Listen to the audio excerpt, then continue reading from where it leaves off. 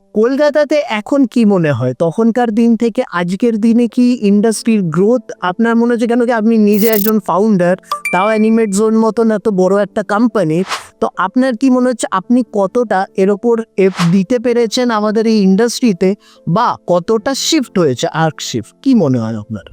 আমি খুব ফরচুনেট যে আমার কেরিয়ারে একটা লম্বা টাইম আমি পড়াতে পেরেছি। লম্বা টাইম মানে 2005 থেকে অলমোস্ট 2000 এখনও 2019 অবধি আমি প্রত্যেকটা বছর অন্তত 20 থেকে 25টা ছেলেকে আমি অ্যানিমেটর করতে পেরেছি। কলকাতায় আগে যে সমস্যাটা ছিল, যেমন আমাকেও বাইরে চলে যেতে হয়েছে সেরকমভাবে দেখতে গেলে, তাই না? তো কলকাতায় যদি কিছু থাকতো, কলকাতা ছেড়ে আমি যেতাম না। প্রচুর ছেলে মেয়ে কলকাতা ছেড়ে বাইরে চলে গেছে because of there is no institute, there is no company. কিন্তু আজকে সিনারিওটা পাল্টে গেছে।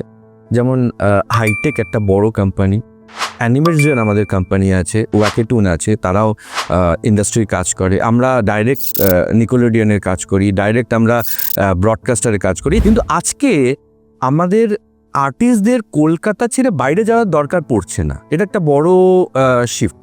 এবং বলবো আমি উল্টো, যে কলকাতায় বাইরে যে সমস্ত আর্টিস্টরা আছে যারা অনেক দিন আগে গেছে, তারা সবাই বাড়ি ফিরতে চাইছে, রুটে ফিরতে চাইছে। সো এদিক থেকে কলকাতা একটা বড় চেঞ্জেস তো আমার চোখের সামনেই দেখা, এবং এটা ভবিষ্যতে আরও বাড়বে। আচ্ছা।